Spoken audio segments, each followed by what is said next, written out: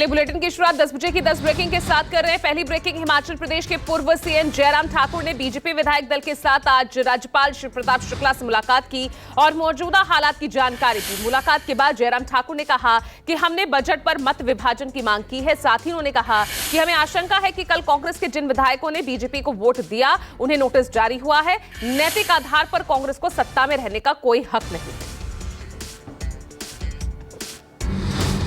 दूसरी breaking, UP में राज्यसभा चुनाव के बाद अखिलेश यादव आज सुबह 11 बजे प्रेस कॉन्फ्रेंस करेंगे। राज्यसभा चुनाव में बीजेपी के पक्ष में मतदान करने वाले सपा विधायकों पर अखिलेश यादव बड़ा फैसला ले सकते हैं। आपको बता दें कि उत्तर प्रदेश में 8 सीटों पर बीजेपी, 2 सीटों पर सपा प्रत्याशी ने जीत हासिल की। सपा के तीसरे प्रत्याशी आलोक रंजन चुनाव हार गए।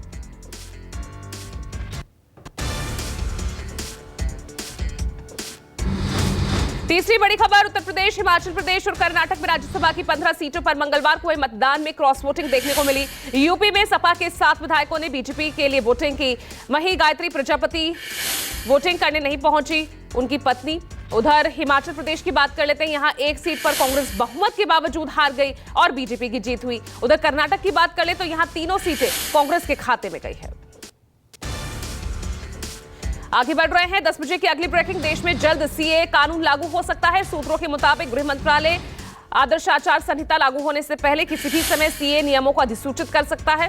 सीए नियमों में अफगानिस्तान, पाकिस्तान और बांग्लादेश में उत्पीड़न का शिकार हुए अल्पसंख्यकों को नागरिकता देने का प्रावधान है। सीए से उन शरणार्थियों को नागरिकता मिलेगी जो दूसरे देशों से पीड़ित होकर यहां आए हैं।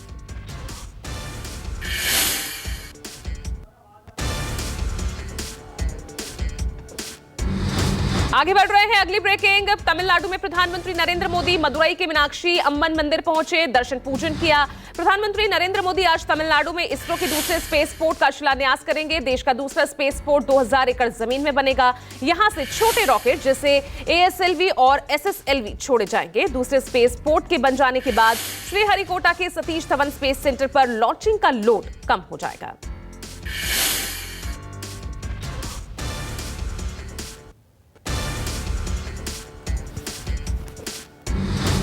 आगे बढ़ रहे हैं छठी ब्रेकिंग, पीएम मोदी आज महाराष्ट्र के यवतमाल में 4900 करोड़ रुपए से ज्यादा की कई विकास परियोजनाओं का उद्घाटन करेंगे। प्रधानमंत्री नरेंद्र मोदी पीएम किसान सम्मान निधि की 16वीं किश्त के तहत 21,000 करोड़ रुपए से ज्यादा की राशि हस्तांतरित करेंगे। पीएम महाराष्ट्र में 1300 करोड़ के रेल प्रोजेक्ट का भी उद्घाटन करेंगे। आगे बढ़ रहे हैं 10 बजे की अगली ब्रेकिंग का रुख कर रहे हैं। रक्षा मंत्री राजनाथ सिंह बिहार दौरे पर अब से बस थोड़ी ही देर में दरभंगा एयरपोर्ट से सीतामढ़ी के लिए रवाना होंगे। पुनौरा धाम जाकर दर्शन पूजन करेंगे। रक्षा मंत्री राजनाथ सिंह बुद्धिजीवी संवाद कार्यक्रम में भी हिस्सा लेंगे और 12:30 बजे सिवान पहुंचेंगे। राजनाथ सिवान में लोकसभा चुनाव की तैयारियों को लेकर समीक्षा बैठक करेंगे और दरभंगा के घनश्यामपुर में जनसभा को संबोधित करेंगे। आगे बढ़ रहे हैं 10 बजे की 8वीं ब्रेकिंग, आज दिल्ली में 8 राज्यों की बीजेपी कोर ग्रुप की मीटिंग। इस बैठक में बीजेपी अध्यक्ष जेपी नड्डा, गृह मंत्री अमित शाह शामिल होंगे। बीजेपी कोर ग्रुप की बैठक में लोकसभा चुनाव से जुड़े मुद्दों के साथ साथ उम्मीदवारों के नामों पर मंथन किया जाएगा।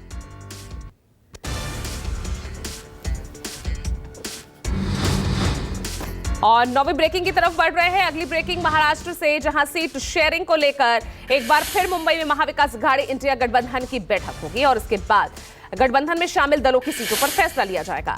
मंगलवार को बैठक के पहले दिन के बाद संजय राउत ने कहा था कि महाराष्ट्र में सीट शेयरिंग को लेकर बुधवार यानी आज शाम तक अंतिम निर्णय ले लिया जाएगा। 48 लोकसभा सीटों पर कौन कहां से लड़ेगा, इस पर लगभग सहमति बन चुकी है। और 10 बजे की 10वीं ब्रेकिंग, रामपुर की पूर्व सांसद जयाप्रदा को कोर्ट ने आचार संहिता उल्लंघन के 2 मामलों में फरार घोषित किया है। कोर्ट ने पूर्व सांसद की गिरफ्तारी के आदेश दिए हैं। उनकी गिरफ्तारी के लिए पुलिस टीम गठित की जाएगी। गिरफ्तारी के लिए टीम को 6 मार्च को पूर्व सांसद को कोर्ट में पेश करना होगा। कोर्ट में हाजिर नहीं होने पर कुर्की की कार्रवाई की जाएगी।